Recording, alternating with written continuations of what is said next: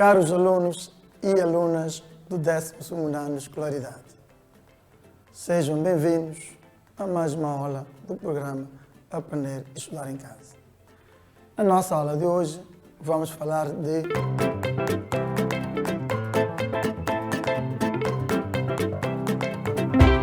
inversa de uma função logarítmica e inversa de uma função exponencial. Então vejamos a função inversa da função exponencial e da função logarítmica. A função inversa de uma função exponencial de base A é uma função logarítmica com a mesma base e vice-versa. Ou seja, a inversa de uma função exponencial é uma função logarítmica. E a inversa de logarítmica é a exponencial. Assim, por exemplo, a função f de x igual a logaritmo x na base A e g de x igual a elementar a x, ou f de x igual a elementar a x e g de x igual a n de x, são funções inversas uma da outra.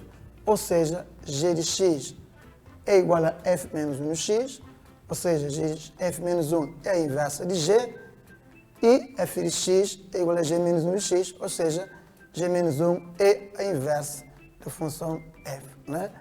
Na primeira temos logaritmo, a sua inversa a exponencial, de base A, e também temos a exponencial de base E, a sua inversa logaritmo ln. O domínio de uma é o contradomínio da outra e os respectivos gráficos são simétricos no eixo cartesiano, relativamente à reta y igual a x.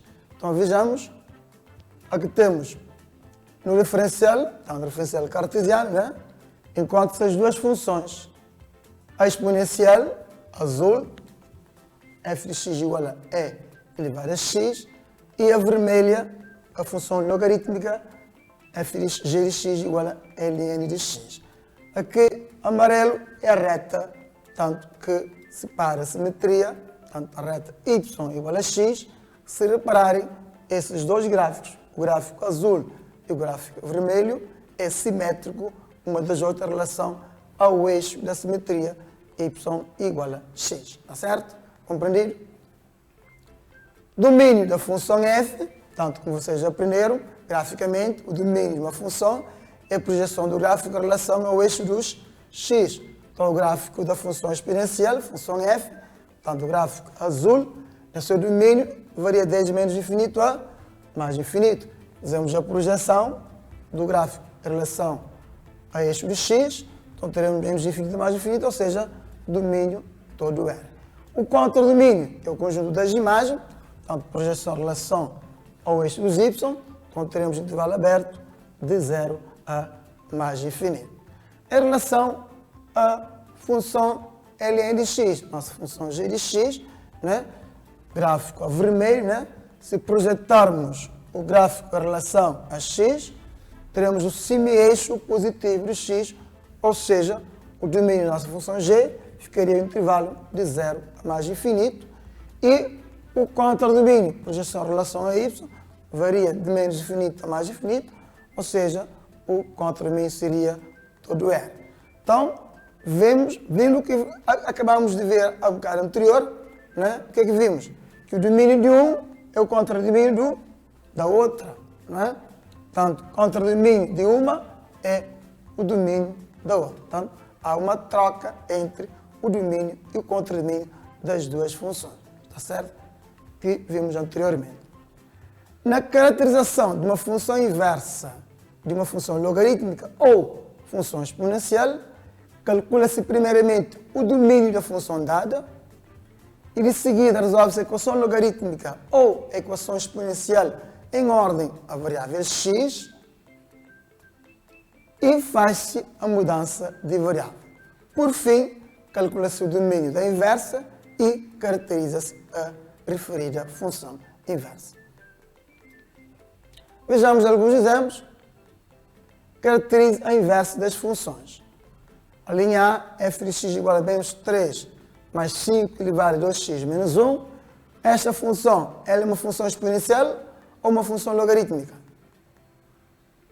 Muito bem, ela é uma função exponencial.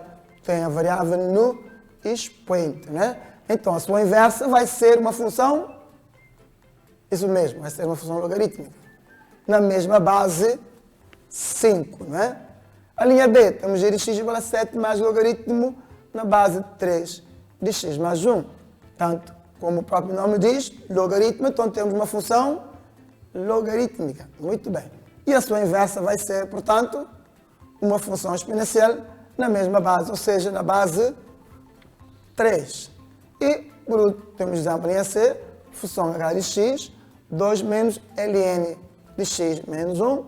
ln representa, por exemplo, o logaritmo natural, vocês já conhecem, ou seja, logaritmo na base, isso mesmo, na base E. Né? Então, a sua inversa também vai ser uma função exponencial na base E.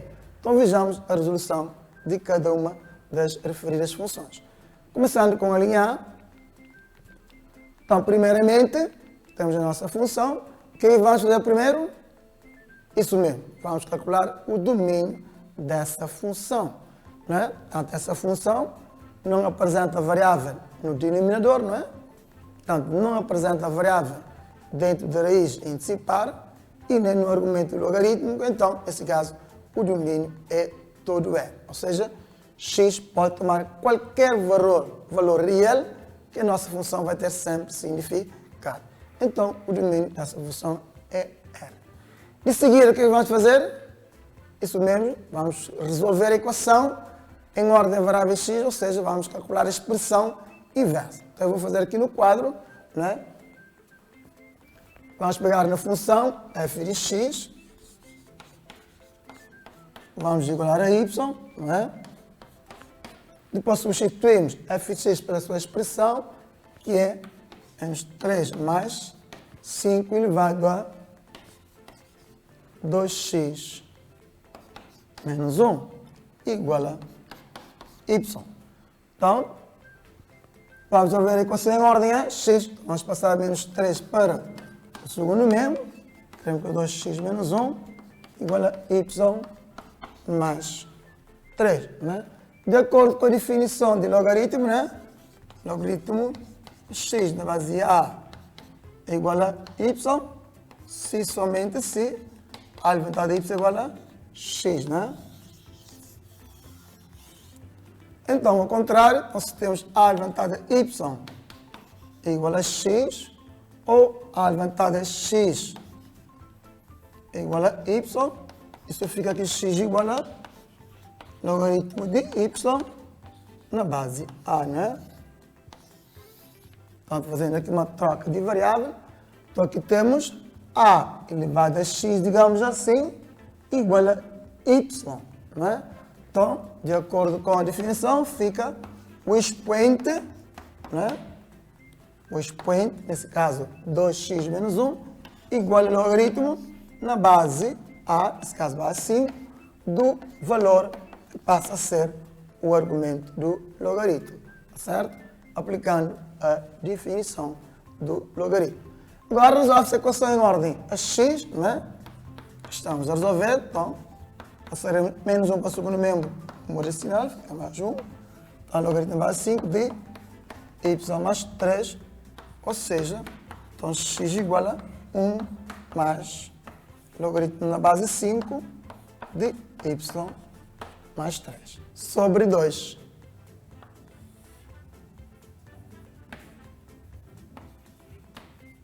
Okay? Então, x igual a 1 mais logaritmo da base 5 de y mais 3 sobre 2. Então, vejamos na tela, portanto, o cálculo da respectiva inversa. O que vamos fazer a seguir? Isso mesmo, vamos fazer a mudança de variável. Ou seja, vamos dar a variável x para a variável y e vamos mudar a variável y para a variável x. Ou seja, vamos fazer uma troca, certo? Então, fazendo a mudança de variável, então teremos x, y, e no lugar de y, x. Então, essa expressão é a inversa da nossa função dada anteriormente. Então, f menos 1 de x igual a 1 mais logaritmo base 5 de x mais 3 sobre 2, ou seja, a dividir por 2, certo? Agora falta o último passo, que é, portanto, calcular o domínio da expressão inversa e a referida caracterização. Então, o domínio da nossa expressão, tanto aqui a nossa função inversa, passa a ser, portanto, 1 mais logaritmo na base 5 de x mais 3 a dividir por 2. Domínio de uma função logarítmica é argumento maior que zero. Né? Então, resolvendo essa condição, x mais 3 maior que zero, então ficaremos com x maior que menos 3, ou seja, teremos o domínio da expressão inversa em intervalo aberto de menos 3 a mais infinito. Então, por fim, a caracterização da nossa função inversa. Ou seja, a nossa função está definida o seu domínio para o conjunto de área, que é o domínio da função calculada inicialmente, em que a cada x pertencente ao domínio faz corresponder a imagem y igual a expressão na inversa 1 mais logaritmo na base 5 de x mais 3 sobre 2. Entendido? Muito bem. Então, continuando, vejamos agora a linha B. O que vamos fazer inicialmente? Isso mesmo, vamos calcular o domínio da função. Nesse caso, temos uma função logarítmica de argumento x mais 1, que tem que ser sempre positivo. Estou resolvendo essa condição. X mais 1 maior que zero, então ficaremos com o domínio intervalo aberto de menos 1 a mais infinito. Passo 2, resolução da equação ou cálculo da expressão inversa. Resolução da equação em ordem a variável x. Neste caso, vamos resolver a equação logarítmica, não é? Portanto, vamos na função de g, que é 7 mais logaritmo na base de 3x mais 1 igual a y. Vamos passar 7 para o segundo membro, fica y menos 7, e fazemos a definição, argumento igual a base elevada a valor. Portanto, argumento x mais 1 igual a base 3 elevado a y menos 7. Terminando a resolução, passando mais 1 para o segundo membro, então teremos a expressão x igual a menos 1 mais 3 elevado a y menos 7. E agora o que é que vamos fazer? Isso mesmo, vamos fazer mudança de variável, não é? Então teremos y igual a menos 1 mais 3 elevado a x menos 7, que é a nossa função inversa, e vamos designar por g menos 1 de x, por definição ou notação, não é? Igual a menos 1 mais 3 elevado a x menos 7. E, por fim, mais dois passos, qual é? Isso mesmo, o cálculo do domínio da inversa e a caracterização.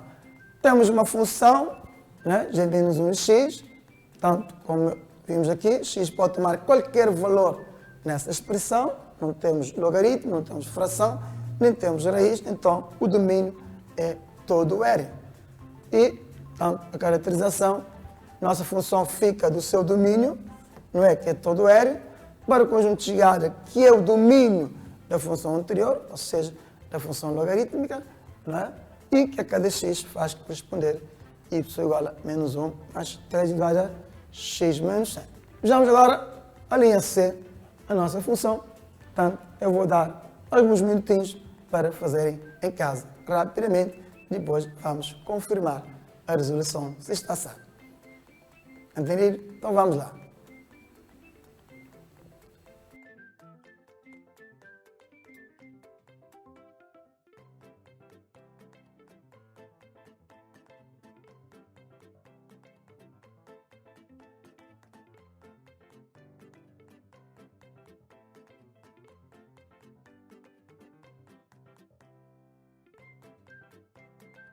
Já fizeram? Alguém encontrou a solução, a resposta correta na nossa função inversa? Muito bem, isso mesmo, é para trabalhar, certo? Então, o domínio, argumento maior que zero, né? x menos 1, dá um intervalo de 1 meio a mais infinito.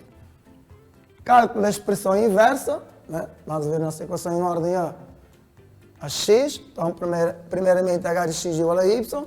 Substituímos h de x pela sua expressão 2 menos ln do argumento 2x menos 1 igual a y. Passamos 2 para o segundo membro, fica y menos 2. multiplicamos por menos 1 ambos os membros, para podermos ficar só com o logaritmo natural, ln. Então ficaremos com o logaritmo natural de 2x menos 1, entre parênteses, igual a 2 positivo menos y. Aplicamos a definição do logaritmo, ou seja, argumento igual a base ln, tanto a base é, por isso aqui aparece o e, elevado ao valor 2 menos y. E, terminando a resolução em ordem a x, ficaremos com x igual a 1 mais e elevado a 2 menos y sobre 2. E, por fim, fazemos a mudança de variável, né? Trocando y para x e x para y, então teremos a nossa função inversa, né? 1 mais e elevado a 2 menos x sobre 2, certo?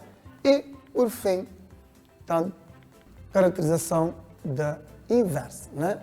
Domínio R para o conjunto de área, que é o domínio da função anterior, que a cada x do objeto faz corresponder à imagem, a nossa expressão 1 mais e elevado a x menos 2 sobre 2, certo?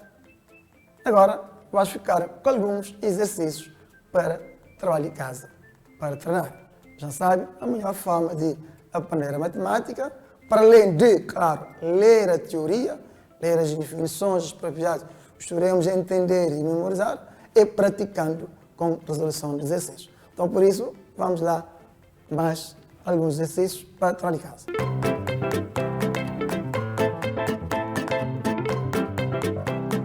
Então, para cada uma das seguintes funções, indique o domínio, o contradomínio e caracterize a função inversa se existem.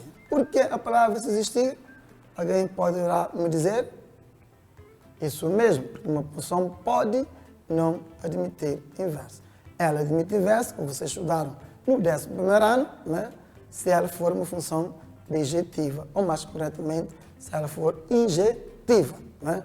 Portanto, basta ser injetiva, ela admite inversa. Se não for injetiva, portanto, não admite inversa. Então, temos a função m de x igual a 2 menos 1/3 entre parênteses, elevado a x mais 3 dividido por 2. Função t de x igual a 3 mais 2 logaritmo do argumento 5 menos x. E q de x igual a 3 meio mais logaritmo natural de x ao quadrado menos 1.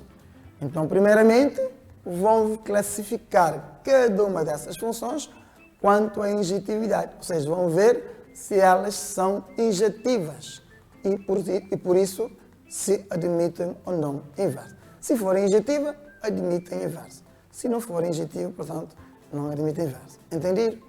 E de seguida, então, as funções que são injetivas, vocês vão calcular a respectiva inversa. Mas uma função também pode não ser injetiva, mas poderemos considerar uma restrição onde ela é injetiva e calcular a sua inversa na referida restrição. Também isto é possível, tá certo? Agora vamos fazer uma síntese da nossa aula de hoje. O que é que vimos hoje? Isso mesmo. Hoje vimos a caracterização de uma função inversa da função exponencial e a inversa da função logarítmica, né? E vimos que uma é a inversa da outra e vice-versa. E vimos alguns passos para calcular ou para determinar a inversa das referidas funções, né? Portanto, o primeiro passo, calcula-se o domínio da função dada. O segundo passo, que é calcular a expressão inversa. E de seguida, a mudança de variável depois de termos a função inversa. Depois, terceiro passo, o domínio da inversa encontrada. E, por fim, o quarto passo, que é a caracterização da referida função inversa encontrada. Vimos alguns exemplos e depois foi passado uns exercícios para trabalho de casa. Terminamos assim a nossa aula de hoje do programa Aprender a Estudar em Casa. Não se esqueçam de continuar com as medidas para o combate do Covid-19. Não vamos baixar os braços. Continuemos ainda com o uso das máscaras sempre que estivermos junto de pessoas. Vamos evitar as aglomerações e continuar com as higienizações das mãos. Conto consigo na nossa próxima aula.